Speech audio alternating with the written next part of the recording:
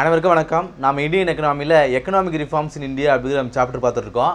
இந்த கிளாஸில் நாம் ஜெனரேஷன்ஸ் ஆஃப் ரீஃபார்ம்ஸ்னால் என்னன்ற அந்த டாபிக் பற்றி தான் பார்க்க போகிறோம். ஸோ ஜெனரேஷன்ஸ் ஆஃப் ரீஃபார்ம்ஸ், அதாவது நம்ம கடந்த கிளாஸ்லேயே பார்த்துருப்போம். 1980 இந்தியாவில் ஒரு எக்கனாமிக் கிரைசிஸ் வந்ததுனால நாம் IMF கிட்ட இருந்து கடன் வாங்கணும். அப்படி கடன் வாங்கும்போது அவங்க என்ன சொன்னாங்க, உங்கள்கிட்ட இருக்கக்கூடிய அந்த எக்கனாமிக் அந்த கண்டிஷன் அப்படிங்கிறது நீங்கள் நிறைய ரூல்ஸ் வச்சுட்ருக்கீங்க, அந்த ரூல்ஸ் மூலமாக நீங்கள் திரும்ப அந்த பாதையிலே போனால் உங்களுக்கு அந்த இன்கம் அப்படிங்கிறது வராது, அந்த எக்கனாமிக் க்ரோத் அப்படிங்கிறது வராது, நீங்கள் எப்படி வாங்கின இந்த கடனை திருப்பி செலுத்துவீங்க. அதனால் நான் சொல்லக்கூடிய இந்த ரூல்ஸ்லாம் நீங்கள் உங்களுடைய நாட்டில் இம்ப்ளிமெண்ட் பண்ணிங்க அப்படின்னா உங்களுக்கு க்ரோத்துக்கும் நீங்கள் வாங்கின கடனையும் அடைக்க முடியும் அப்படிங்கிறதுக்காக சில சஜஷன் சொல்கிறாங்க.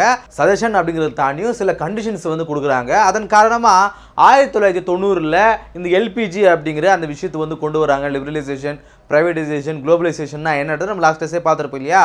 ஸோ அப்படி அவங்க IMFோட அந்த ஆலோசனையின் பேரில் ஜெனரேஷன்ஸ் ஆஃப் ரீஃபார்ம்ஸையும் இந்தியா கொண்டு வருது.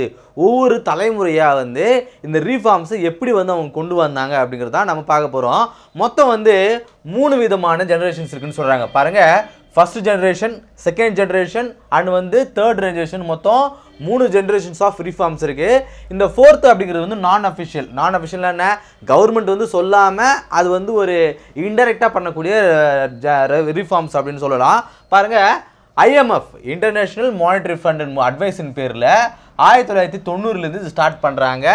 1990 பிளான் பண்ணுவாங்க. 1991 அதை லான்ச் பண்ணுவாங்க. பாருங்கள், first generation reform, first generation முதல் தலைமுறை சீர்திருத்தங்கள் என்ன அப்படின்னு பார்க்கும்போது எய்ம் என்ஹான்ஸ் ப்ரைவேட் பார்ட்டிசிபேஷனுங்க. பாருங்கள், நாம் அந்த எல்பிஜியோடைய மெயின் அஜெண்டாவே என்ன, ப்ரைவேட் உள்ளே கொண்டு வரணும். ஸோ ப்ரைவேட் உள்ளே வரும்போது தான் அதோடைய அந்த ஸ்பீடிங் அப்படிங்கிறது ரொம்ப அதிகமாக இருக்கும். ரொம்ப சிம்பிளாக சொல்லணும் அப்படின்னா சென்னையில் இருக்கக்கூடிய மெட்ரோவை சொல்லலாங்க. மெட்ரோவுக்கும் லோக்கல் ட்ரெயினுக்கும் இடையில கூடிய அந்த வித்தியாசத்தை பாருங்கள். மெட்ரோவில் அந்த பார்க் ஸ்டேஷன் உள்ளே போகும்பொழுது அங்கே இருக்கக்கூடிய அந்த அட்மாஸ்பியரை பாருங்கள். அதே இங்கே மெட்ரோவில் வரும்போது இங்கே இருக்கக்கூடிய அந்த அட்மாஸ்பியரை பாருங்கள். காரணம் என்ன, லோக்கல் ட்ரெயின் அப்படிங்கிறது கவர்மெண்ட் மெயின்டைன் பண்ணுறது, மெட்ரோ அப்படிங்கிறது ப்ரைவேட் மெயின்டைன் பண்ணுறது. நீங்கள் ஒரு லோக்கல் ட்ரெயினில் டிக்கெட் வாங்காமல் உங்களால் அது பயணம் செய்ய முடியும். எத்தனை பேர் நாங்கள் போகும்பொழுது எத்தனை பேர் அந்த இடத்துல ட்ரெயின் டிக்கெட் இல்லாமல் அங்கே பயணம் பண்ணுறாங்க.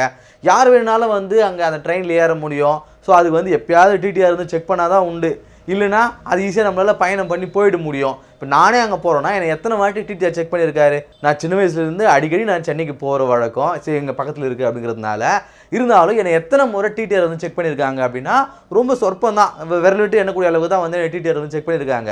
ஆனால் நான் மெட்ரோவில் இப்போ நான் பயணம் பண்ணும்பொழுது நான் உள்ளே என்ட்ராகணுனாலே அந்த சீட்டு மூலயமா தான் நான் உள்ளே என்ட்ராக முடியும். டிக்கெட் வாங்கிட்டு அதை நம்ம காட்டி அந்த ஸ்கேன் பண்ணதுக்கு தான் நம்ம உள்ளே விடுது, வெளியே வரணும்னா அந்த ஸ்கேன் பண்ண தான் வெளியே விடுது. ஸோ அங்கே எக்கனாமிக் அப்படிங்கிறது அது இலவசமாக பயணம் பண்ணுறது அங்கே தடப்படுது இல்லையா. ஸோ கான்ஸ்டண்ட்டாக அந்த எக்கனாமிக் அப்படிங்கிறது வந்துட்டே இருக்குது இல்லையா. அதனால் அவங்க ரீஃபார்ம் பண்ண முடியுமா. ஸோ ஆனால் லோக்கல் ட்ரெயினில் அதுமாதிரி பண்ண முடியுமா. எத்தனை பேர் அங்கே டிக்கெட்டு வாங்காமல் போகிறாங்க.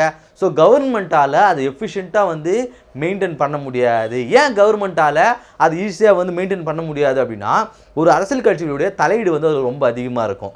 இப்போ ஒரு அரசியல் கட்சி ஆட்சி அமைக்குது அப்படின்னா அவங்க என்ன பண்ணுவாங்க, ஒரு டெண்டராக இருக்குதோ இல்லை ஏதோ ஒரு சம்மந்தமாக இருக்குன்னா அவங்க கட்சியை சார்ந்தவங்களுக்கு தான் அந்த டெண்டர் கொடுப்பாங்க. இப்போ ரீசெண்டாக கூட பார்த்துருப்போம், சென்னையில் இருக்கக்கூடிய அந்த மழை தண்ணீர் அந்த சீரமைக்கிறதுக்காக அவங்க கட்சியை சார்ந்து அரசியல்வாதிகளுக்கு கொடுக்கும்பொழுது அவங்க என்ன, நம்ம தலைவர் தானே, நம்ம மூலியமாக தானே ஜெயிச்சார், நம்ம எதாவது சொன்னாலும் நம்ம எதாவது தப்பு பண்ணாலும் அவர் அந்த கண்டுக்க மாட்டார். ஏன்னா அடுத்த எலெக்ஷனில் நம்மளுடைய சப்போர்ட் வேணும் அப்படிங்கிறதுக்காக அவங்க லெத்தாஜிக்காக செயல்படுவாங்க. அதனால தான் இத்தனை ஆயிரம் கோடி செலவு பண்ணோம், இத்தனை கோடி செலவு பண்ணோம், ஏன் இன்னும் அந்த இடத்துல சரியாகாமல் இருக்குது அப்படிங்கிறத நம்ம கம்ப்ளைண்ட் பண்ண முடியும். ஆனால் இதே ஒரு ப்ரைவேட் கிட்ட கொடுக்கும்போது அவங்க எஃபிஷியண்டாக செயல்படுறாங்க. ஏன்னா அவங்க ஆன்சரபிள் பண்ணணும், ஒருத்தங்க கேள்வி கேட்கும்போது அது நம்ம ஆன்சர் பண்ணணும் அப்படிங்கிறதுக்காக அவங்க நிறைய மெனக்கிடுவாங்க, அதை செஞ்சு முடிக்கிறதுக்காக.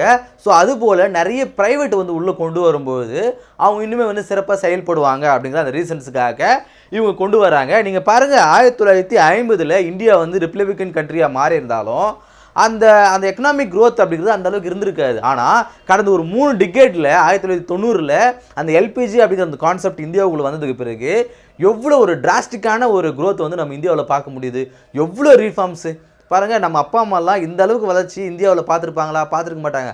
ஆனால் நம்ம எவ்வளோ வளர்ச்சியை பார்த்துருக்கோம். எனக்கு கண்ணுக்கு தெரிஞ்சு நான் சொல்கிறேன், 2000 இப்போது இந்த கடந்த 2 டிகேட்லேயே எவ்வளோ வளர்ச்சி நம்ம பார்க்குறோம். ஸோ இது காரணம் என்ன? அந்த ப்ரைவேட் வந்து உள்ளே கொண்டு வரதுனால தான்.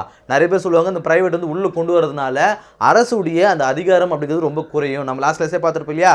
ஸோ இந்த கேபிட்டலிசம் அப்படிங்கிறது இந்தியாவுக்குள்ள அதிகமாக இருக்கும்போது அது பார்லிமெண்ட்டுடைய பவர் வந்து டவுன் பண்ணும். அதனால் இந்த கேபிட்டலிசம் வந்து உள்ளே இருக்கக்கூடாது அப்படிங்கிற மாதிரியான அந்த கிளாஸ்லேயே பார்த்துருப்போம் இல்லையா?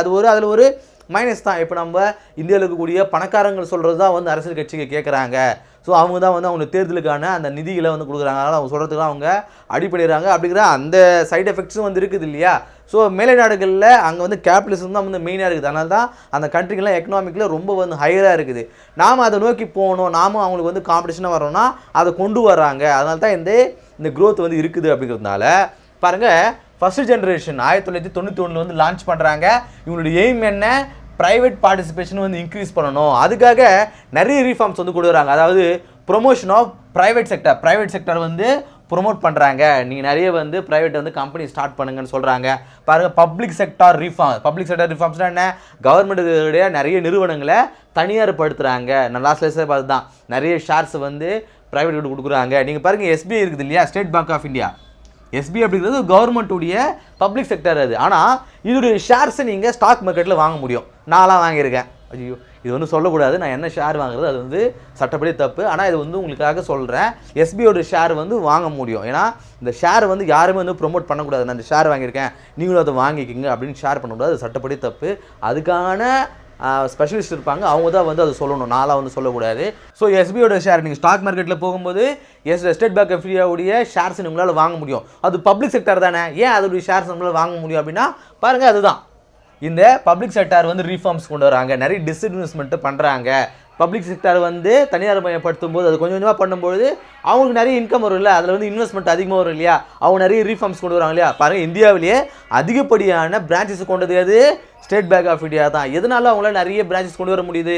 அவங்க ஷேர்ஸை கொடுக்குறது மூலிமா அவங்க நிறைய ரெவின்யூஸ் வருது. ஸோ அதன் மூலமாக அவங்க நிறைய பிரான்ச்சஸை உருவாக்குறாங்க. ஃபினான்ஷியல் செக்டார் ரிஃபார்ம்ஸ்னால் என்ன? பேங்கிங்லேயும் இன்சூரன்ஸ்லேயும் இதெல்லாம் வந்து நிறைய மாற்றங்களை கொண்டு வராங்க. பேங்கிங்கில் கொண்டு வரும்போது நிறைய டெபாசிட்ஸ் வந்து கொண்டு வராங்க. இப்போ ஒரு 5 வருஷத்துக்கு முன்னாடி ஜீரோ அக்கௌண்ட்லாம் ஒன்று கொண்டு வந்தாங்க, 2017 நினைக்கிறேன் அந்த டைமில். அதுக்கு முன்னாடி நான் வந்து அக்கௌண்ட் ஓப்பன் பண்ணணும் அப்படின்னா நான் 500 ரூபாய் கட்டினா தான் எனக்கு வந்து அக்கௌண்ட் ஓப்பன் கொடுப்பாங்க. ஆனால் அது வந்து ஜீரோ அக்கௌண்ட்டில் ஒன்று ஓப்பன் பண்ணாங்க. அந்த அக்கௌண்ட்டுக்கெலாம் பார்த்தீங்கன்னா நீங்கள் எந்த ஒரு டெபாசிட்டுமே பண்ண தேவையில்லை, உங்களுக்கு ஃப்ரீயாக வந்து ஜீரோ பேலன்ஸில் உங்களுக்கு அக்கௌண்ட் ஓப்பன் பண்ணி கொடுப்பாங்க. அதே போல் ஒரு 5-6 வருஷம் கழிச்சு என்னோடய டெபிட் கார்டு வந்து எக்ஸ்பைரி ஆகிடுச்சு. ஆனால் நான் போய் கொடுக்கும்போது எனக்கு லேட் பண்ணுறாங்க. நான் ஒரு 500 ரூபா வந்து டெபாசிட் பண்ணி நான் அக்கௌண்ட் ஓப்பன் பண்ணுறேன், எனக்கு அந்த டெபிட் கார்டு வர்றது வந்து ரொம்ப லேட் ஆகுது. கிட்டத்தட்ட நான் ஒரு 5-6 வருஷம் அதில் அந்த பேங்க்கில் வந்து அக்கௌண்ட் வச்சுட்ருக்கேன், எனக்கு லேட் ஆகுது. ஆனால் போன வருஷம் ஒரு ஜீரோ அக்கௌண்ட் ஓப்பன் பண்ண ஒருத்தருக்கு ஃபாஸ்ட்டாக வருது. ஏன்னா அவங்க வந்து கவர்மெண்ட்டுடைய ஸ்கீம் மூலிமா உள்ளே கொண்டு வராங்க. அவங்களுக்கு நிறைய என்ன காட்டிலும் அவங்களுக்கு ஃபஸ்ட் ப்ரிஃபரன்ஸ் வந்து கொடுக்குறாங்க. பாருங்கள், அதுதான் சொல்கிறாங்க, ஃபினான்ஷியல் செக்டாரில் ரீஃபார்ம்ஸ் கொண்டு வராங்க. எக்ஸ்டர்னல் செக்டார்ஸ்னால் என்ன? வெளிநாட்டிலேருந்து உள்ளே வரக்கூடிய அந்த கஸ்டம்ஸ் டியூட்டியோடைய அந்த அளவை வந்து குறைக்கிறாங்க. நிறைய வந்து வரி போடுவாங்க இல்லையா, அது ரொம்ப குறைக்கிறாங்க. அது பிறகு டேக்ஸ் ரீஃபார்ம்ஸ், இந்தியாவில் இருக்கக்கூடிய வரிகள் வந்து ரொம்ப கம்மி பண்ணுறாங்க. இந்தியாவில் ஒரு தொழில் தொடங்குறாங்க அப்படின்னா அதன் மூலிமா நிறைய பேருக்கு வேலை வாய்ப்பு கிடைக்குது அப்படின்னா அதுக்கான வரியை வந்து கம்மி பண்ணுவாங்க. அடுத்ததாக செகண்ட் ஜெனரேஷன் ரீஃபார்ம்ஸ் அப்படிங்கிறது 2000 2001 இந்த டைம் பீரியடில் வந்து செகண்ட் ஜெனரேஷன் ரீஃபார்ம்ஸ் வந்து கொண்டு வராங்க. இது என்னன்னா கண்டியூசிவ் அட்மாஸ்பியர் தான் இது எய்மாக இருக்குது. இது வந்து சரியாக ப்ரொனவுன்ஸ் பண்ணுறான்னு தெரியல, CONDUCIVE கண்டியூசிவ் ரீஃபார்ம்ஸ்னால் என்ன அப்படின்னா, கண்டியூசிவ்னா சாதகமான, எதுக்காக சாதகமான? இந்த ஃபஸ்ட் ஜெனரேஷனில் கொண்டு வந்தாங்க இல்லையா, இதை வந்து சாதகமான முறையில் கிட்டத்தட்ட வந்து 10 வருஷம் கழிச்சு இந்த ரீஃபார்ம்ஸ் எல்லாம் கொண்டு வந்தாங்க இல்லையா, இதுக்கு வந்து சாதகமான முறையில் எப்படி இன்னும் சில திட்டங்களை கொண்டு வருது, இதை சார்ந்து தான் நம்ம பயணிக்க போகிறோம். ஆனால் இதில் என்னென்ன மாறுதல், இது இன்னும் வந்து எப்படி வந்து ஷைன் பண்ணலாம், இன்னும் எப்படி இது சிறப்பாக வந்து அமுல்படுத்தலாம் அப்படிங்கிற திட்டங்கள் வந்து கொண்டு வராங்க. அதன் காரணமாக ஃபேக்டர் மார்க்கெட் ரீஃபார்ம்ஸ் அதனால் என்னென்னா பெட்ரோல், சுகர், ஃபர்டிலைசர்ஸ் இதோடைய விலைகளெல்லாம் வந்து நாமளுக்கு அரசே வந்து தீர்மானிக்கணும். ஏன்னா இது நிறைய வந்து இதெல்லாம் வந்து பார்த்திங்கன்னா ஒரு பேக் போனுங்க, எக்கனாமிக் வந்து ரொம்ப பேக் போனான விஷயங்கள். என்னென்னா ஒரு நாட்டுடைய அந்த விலைவாசியை பெட்ரோல் வந்து நிர்ணயிக்கணும்னு சொல்லுவாங்க. ஏன்னா ஒரு பொருளாக இருந்து ஒரு பொருளானது ஒரு இடத்துல இருந்து இன்னொரு இடத்துக்கு போகும்பொழுது அந்த டிரான்ஸ்போர்ட்டேஷன் வந்து இருக்குது இல்லையா, அதுக்கு வந்து பெட்ரோல் இல்லையா, பெட்ரோலோட விலையை நம்ம அதிகமாக்கும் பொழுது அது எல்லா பொருட்களுடைய விலையிலும் வந்து பாதிக்கும். அதனால தான் பாருங்கள், பெட்ரோல் விலை இன்க்ரீஸ் ஆச்சுன்னா ஆட்டோமேட்டிக்காக நம்ம நாட்டில் எல்லா பொருளுடைய விலையும் வந்து இன்க்ரீஸ் ஆகும். அதனால் இதெல்லாம் வந்து பேக் போன், எக்கனாமிக் வந்து இதெல்லாம் வந்து பேக் போன் அப்படிங்கிறதுனால ஸோ பெட்ரோல், சுகர் கண்டிப்பாக இல்லையா, எந்த ஒரு சீட் இது செய்யணும்னாலும் அதில் வந்து சுகர் வந்து ஒரு மெயின் கண்டென்ட்டாக இருக்கும். அது வந்து பேக் போன் அப்படிங்கிறதுனால. அதே போல் ஃபெர்டிலைசர்ஸ், விவசாயத்துக்கு வந்து இந்த உரங்கள் மூலியமாக தான் அதிக விளைச்சல் கிடைக்கிறதுனால இதோடைய விலைகள் எல்லாம் வந்து அரசே வந்து நிர்ணயிக்கணும் அப்படிங்கிற அந்த ரீஃபார்ம்ஸ் வந்து கொண்டு வராங்க. அது பிறகு public sector reform. Public sector ரிஃபார்ம்ஸ்னால் என்ன, மினிமம் கவர்மெண்ட் மேக்ஸிமம் கவர்னன்ஸ்னால் என்னன்னா, ஒரு தொழில் தொடங்குறாங்க அப்படின்னா அந்த தொழிலுக்கான இன்வெஸ்ட்மெண்ட் அப்படிங்கிறது கவர்மெண்ட் வந்து அந்த அளவுக்கு செய்யாது. ஆனால் அதை கவர்னன்ஸ் நிர்வகிக்கிற அந்த வேலையை வந்து கவர்மெண்ட் வந்து செய்யும். பாருங்கள், ஒரு தொழில் வந்து தொடங்குறாங்க அப்படின்னா அதுக்கு வந்து இன்வெஸ்ட்மெண்ட் அப்படிங்கிறது கவர்மெண்ட் சைடில் ரொம்ப குறைவாக தான் இருக்கும். ஆனால் அதை நிர்வகிக்கிற அந்த உரிமையை வந்து கவர்மெண்ட் வந்து எடுத்துக்கணும். ஸோ இப்படிப்பட்ட ரீஃபார்ம்ஸ்லாம் வந்து இந்த டைம் பீரியட்லேருந்து கொண்டு வராங்க. அதன் பிறகு வந்து லீகல் ரிஃபார்ம்ஸ். லீகல் ரிஃபார்ம்ஸ்னால் என்ன, சட்ட ரீதியான என்ன சீர்திருத்தங்கள் வந்து கொண்டு வரணும், ஸ்பீடியாக இருக்கணும், அபாலிஷ் பண்ணணும். நம்ம முன்னாடி அந்த பாலிட்டிக்கல் நம்ம பார்த்துருக்கும்போது நிறைய இந்த கன்சியூமர் சம்மந்தமான பிரச்சனைகள் வரும்பொழுது, ஏதோ ஒரு இந்த பார்ட்னர்ஷிப் சம்மந்தமான பிரச்சனைகள் வரும்போது அதுக்காக ஒரு ட்ரிபுனல் கோர்ட் வந்து ஆரம்பிச்சிருப்பாங்க, ஒரு சபார்டினேட் கோர்ட் வந்து ஆரம்பிச்சிருப்பாங்க, ஒரு ஸ்பெஷல் கோர்ட் ஆரம்பிச்சிருப்பாங்க. இதெல்லாம் எதுக்காக அப்படின்னா, இந்த மாதிரி பொருளாதாரம் சார்ந்த அந்த வழக்குகள்லாம் தனியாக வந்து நடக்கும்பொழுது ஸ்பீடாக இருக்கும். இப்போ எனக்கும் என்னுடைய பார்ட்னருக்கும் வந்து நான் ஒரு பெரிய கம்பெனி வச்சு நடத்திட்டு இருக்கோம், அதில் வந்து நல்ல சக்ஸஸ் போகுது, நிறைய பேருக்கு வந்து எம்ப்ளாய்மெண்ட் அது மூலமாக கிடைக்குது அப்படின்னா, இப்போ எங்களுக்கும் 2 பேருக்கு நடுவில் வந்து ஒரு பார்ட்னர்ஷிப்பில் ஒரு டிஸ்பியூட் நடக்குது அப்படின்னா, நான் சாதாரண ஒரு கோர்ட்டில் போயிட்டு அங்கே இருக்கக்கூடிய வழக்குகள் மத்தியில் எங்களுடைய வழக்கு வந்து அது தீர்ப்பு வரதுக்குள்ள என் கம்பெனியில் வேலை செய்கிற எத்தனை பேர் வந்து பாதிக்கப்படுவாங்க. அதனால எங்களுக்காக ஒரு ஸ்பெஷல் கோர்ட் ஒதுக்கும்போது, எக்கனாமிக் சார்ந்து ஒரு ஸ்பெஷல் கோர்ட் ஒதுக்கும்போது, அதுக்கான கிளாஸில் நம்ம பாலிட்டி கிளாஸ் இருக்குது, நீங்கள் போய் ஒரு தடவை பார்த்தீங்கன்னா இன்னும் வந்து தெளிவாக புரியும். ஸோ அதில் நம்ம வந்து அணுகும்பொழுது நமக்கு அந்த ஸ்பீடாக கிடைக்கும்போது என்ன பர்சன்டேஜ் வந்து நான் பிரிச்சுட்டு கம்பெனி நாங்கள் ஸ்டார்ட் பண்ணுவோம் இல்லையா, எக்கனாமிக் எங்களுடைய பிஸ்னஸில் நாங்கள் கான்சன்ட்ரேட் பண்ணுவோம் அப்படிங்கிறதுக்காக அந்த ரிஃபார்ம்ஸில் வந்து கொண்டு வராங்க. அது பிறகு கிரிட்டிக்கல் ஏரியா ரிஃபார்ம்ஸ்னால் என்ன, ஒரு கிராமம் இருக்குது, அந்த கிராமத்தில் மின்சார வசதி இல்லை, ஏன்னா ஹியூமன் கேபிட்டல் அப்படிங்கிறது ஒரு கேபிட்டல், ஹியூமனை ஒரு கேபிட்டல்னு சொல்லுவாங்க. ஏன்னா மனித வளம் அப்படிங்கிறது ரொம்ப வந்து சிறப்பான ஒரு விஷயம்.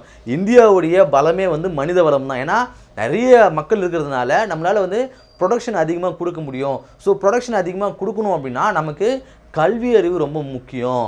அதே போல் மருத்துவ வசதி முக்கியம். நமக்கு அறிவும் நம்ம உடம்புக்கான ஆற்றல் இருக்கும்போது தான் மனித வளம் நிறைய ப்ரொடக்ஷன் வந்து ஈடுபடும். அப்படிங்கிறதுனால இந்த ரெண்டுத்துலேயும் அதிகப்படியான ரீஃபார்ம்ஸ் வந்து கொண்டு வராங்க. எலக்ட்ரிசிட்டி கொண்டு வராங்க, அதே போல் டிரான்ஸ்போர்ட் ஃபெசிலிட்டி வந்து எல்லா இடங்களுக்கும் வந்து சென்றடைகிறாங்க. அப்போ தான் மக்கள் வந்து கிராமத்துலேருந்து வெளியே நகரத்துக்கு வந்து நிறைய ப்ரொடக்ஷன் வந்து கொண்டு வர முடியும். ஸோ இதெல்லாம் வந்து இந்த செகண்ட் ஜென்ரேஷனில் கொண்டு வரப்பட்ட ரீஃபார்ம்ஸ் அப்படின்னு பார்க்குறோம். அடுத்ததாக தேர்ட் ஜென்ரேஷன் ரிஃபார்ம்ஸ் அப்படிங்கிறது 2002 வந்து கொண்டு வராங்க. இது என்ன அப்படின்னா, making the benefit of reform each to the masses. அதாவது மேலே சொன்னதே தாங்க, இதை வந்து இன்னுமே வந்து என்ஹான்ஸ் பண்ணுறாங்க. இது பேஸ்ன்றது இதுதான், இது இன்னுமே வந்து என்ஹான்ஸ் பண்ணுறாங்க, அது இன்னுமே வந்து ஷைன் பண்ணுறாங்க. அப்படிங்கிறது தேர்ட் ஜென்ரேஷன் அப்படிங்கிறத பார்க்குறோம். ஃபோர்த் ஜென்ரேஷன் அப்படிங்கிறது 2000 and 2001 வந்துச்சு. ஆனால் இது வந்து நான் அஃபிஷியல்னு சொல்கிறாங்க. இது கவர்மெண்ட்டே வந்து இந்த செக்டாரை நாங்கள் வந்து இம்ப்ளிமெண்ட் பண்ணோம் அப்படிங்கிறத அந்த அஜெண்டாவோடு செய்யாமல் இது வந்து நான் அஃபிஷியலாகவே இது வந்து எவால்வ் ஆச்சுன்னு சொல்கிறாங்க. என்னென்னா IT sector, information technology, IT கம்பெனின்னு சொல்கிறாங்க இல்லையா, அது வந்து இந்தியாவில் இந்த டைம் பீரியட் தான் வந்து எனேபிள் ஆச்சுன்னு சொல்கிறாங்க. அந்த டைமில் பார்த்துருப்போம், ஒரு சாஃப்ட்வேர் இன்ஜினியர்னா ஈஸியாக வந்து பொண்ணு கொடுத்துருவாங்க. ஏன்னா 1 லட்சம் 1.5 லட்சம் சம்பாதிப்பார், நல்ல வருமானம் அவருக்கு, அதனால் அவர் கொடுத்துருங்க அப்படின்னு அந்த டைம் பீரியடில் வந்து இருக்கும் இல்லையா. 2002 2003 அந்த டைம் பீரியட்லாம் பார்த்துருப்போம். 2008 தான் வந்து இந்த ரெசெஷன் வந்ததுக்கு பிறகு தான் வந்து சாஃப்ட்வேர் இன்ஜினியராக அவருக்குலாம் வந்து அந்த நிரந்தர சம்பளம் கிடையாதுன்ற மாதிரி அந்த பிரச்சனைலாம் வந்துச்சு இல்லையா. ஆனால் அந்த டைமில் வந்து இது கொஞ்சம் எவால்வான ஒரு பீரியட் அப்படின்னு சொல்கிறாங்க. இது வந்து என்னென்னா 2 விதமான பெனிஃபிட் வந்து இந்தியாவுக்கு கொடுத்தது. என்ன அப்படின்னா, பீயிங் இண்டஸ்ட்ரி, தொழிலாக பார்க்கும்போது இது வந்து எக்கனாமிக் அட்வான்டேஜ் வந்து கொடுத்தது. ஏன்னா வந்து ஐடி செக்டரில் இருக்கும்போது நிறைய சம்பளம், மற்ற தொழில்களை தாண்டியும் ஐடியில் வந்து நிறைய சம்பளம் வந்து கொடுத்தாங்க. அதன் மூலமாக ஒரு மனிதனுக்கு அதிகப்படியான வருமானம் கொடுக்கும்போது அவங்க டிமாண்ட் வந்து கிரியேட் ஆகுது, அவனுக்கு தேவைப்பட்ட பொருட்கள்லாம் வந்து வாங்குறான். ஸோ பர்ச்சேசிங் வந்து அங்கே ரொம்ப அதிகமாகுதுன்றதுனால இண்டஸ்ட்ரியாக தொழிலாக வந்து அது எக்கனாமிக்காக வந்து நல்ல ஒரு கான்ட்ரிபியூஷன் கொடுத்தது இந்தியாவுக்கு. அதே போல் synchronise and speed of the third generation reforms. மேலே கொடுக்கக்கூடிய இந்த தேர்ட் ஜென்ரேஷன் ரிஃபார்ம்ஸ்னா என்ன, இந்த மேலே இருக்கக்கூடிய ஃபர்ஸ்ட் ஜென்ரேஷன் செகண்ட் ஜென்ரேஷனுடைய அந்த அட்வான்ஸ் தான் வந்து தேர்ட் ஜென்ரேஷன் இல்லையா. ஸோ இதை வந்து இன்க்ரீஸ் பண்ணுறதுக்காக, சிங்க்ரனைஸ் பண்ணுறதுக்காகவும், ஸ்பீடப் பண்ணுறதுக்காகவும், தேர்ட் ஜென்ரேஷனை இந்த ரீஃபார்ம் பண்ணுறதுக்காகவும் இது ஹெல்ப்ஃபுல்லாக இருந்துச்சுன்னு சொல்கிறாங்க. ஐடி செக்டர் வந்ததுக்கப்புறம் தான் வந்து இந்த கம்யூனிகேஷன் அப்படிங்கிறது ரொம்ப அதிகமாகிடுச்சு. ஸோ அது வந்து ரொம்ப ஹெல்ப்ஃபுல்லாக இருந்தது. இந்த ஃபோர்த் ஜென்ரேஷன் அப்படிங்கிறது நான் அஃபிஷியலாக இருந்தாலும் இந்த ரீஃபார்ம்ஸ் வந்து இந்தியாவில் இன்னும் பரவலாக்குறதுக்கு இந்த ஃபோர்த் ஜென்ரேஷன் அப்படிங்கிறது அந்த ஐடி செக்டர் வந்து ஹெல்ப்ஃபுல்லாக இருந்துச்சு அப்படின்னு சொல்கிறாங்க. இந்த கிளாஸில் நாம் ஜெனரேஷன்ஸ் ஆஃப் ரீஃபார்ம்ஸ் அப்படிங்கிற அந்த சாப்டர் பார்த்துருப்போம். இந்தியாவில் இந்த ரீஃபார்ம்ஸ் அப்படிங்கிறது எப்படி வந்து ஜெனரேஷன் பேஸில் வந்து இந்த 3 டெக்கடாக வந்து அந்த ரீஃபார்ம்ஸ் அப்படிங்கிறது எப்படி வந்து எவால்வ் ஆச்சு, எப்படி வந்து நிறைய ரீஃபார்ம்ஸ் வந்து இந்தியா வந்து கொண்டு வந்தாங்க, கவர்மெண்ட் வந்து கொண்டு வந்தாங்க அப்படிங்கிறத இந்த கிளாஸில் பார்த்தோம். அடுத்த கிளாஸில் சந்திப்போம். நன்றி.